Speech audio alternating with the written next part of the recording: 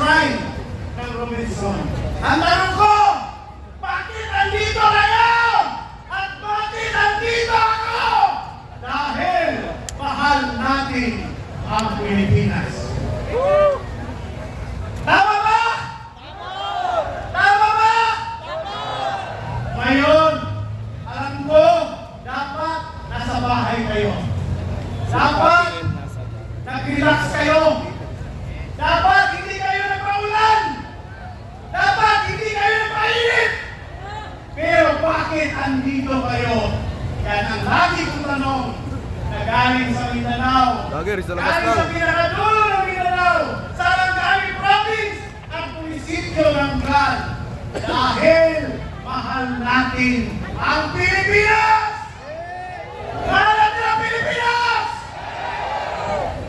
Kaya, hindi ako nagsisisi na lagi ako nagbabiyahe at sumusuporta sa inyo. At alam niyo naman, ang isa sa pinakamahal na ticket ng aeroplano, kami galing sa Jensen at Davao. Mahal pa, kami kung pumunta doon pauwi kaysa pumunta ng Hong Kong. Tapos, yung mga kababayan natin nanonood ngayon sa Facebook, sa YouTube, andyan na kayo sa bahay niyo. Ako, na taga-Mindanao, andito! Kaya, nananawagan ako sa inyo! Umalis na kayo sa bahay niyo! At samahan kami dito sa peaceful rally namin! Madaling magpindot ng like! Madaling magpindot ng heart! Madaling magpindot ng share! Pero, kailangan namin ang iyong presensya ngayon o walang bukas! Kailangan ko kayo! Nananawagan kami galing sa Mindanao! Taga Visayas! Nandito sa Luzon! Halin na kayo! Mga taga Quezon City! Pasig! O saan pa dito sa NCR? Sana magising kayo at nakikinig kayo bilang isang ordinaryong OFW, isang ordinaryong mamamayang Pilipino, isang ordinaryong taga Mindanao. Hindi ko ikinahihiya na umaakyat ako dito, representing the people of Mindanao, representing ng mga Bisaya, representing ng Bigo ng Mindanao. But yet, nag-look up ako dahil alam ko, hindi ako nag-iisa. Tingnan nyo! Hanggang dulo tayo! Alam ko, mapupuno natin ang EDSA! Uubusin natin ang ating boses! Dahil alam ko, may laban tayo ngayon dahil sobra ng ginagawa nila. Maawa kayo sa Pilipinas! Maawa kayo sa amin! Dahil sobra na ang inyong pagnanakap. Kanyet, mga kababayan ko, alam ko gutom kayo. Hindi kaya namin i-produce pagkain, tubig. Kaya nananawagan ako sa darating pa na mga KNCR, sa darating po dito. Magdala kayo ng inyong pagkain.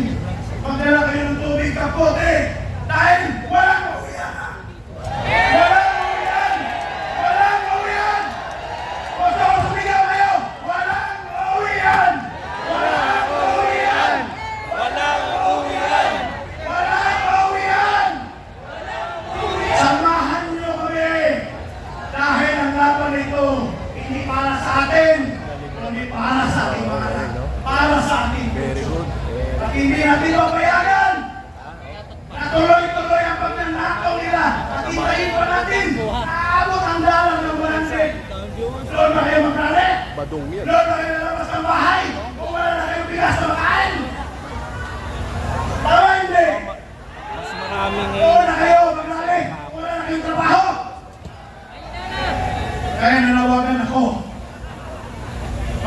Maahinsi naman, pakiodisi ka, Magyahil ka, magsama-sama tayo at sumigaw ng Marcos resign! Yun! Tumbok! Kasi ang mga may kasalanan dito, hindi siya pwedeng maghugas ng kamay.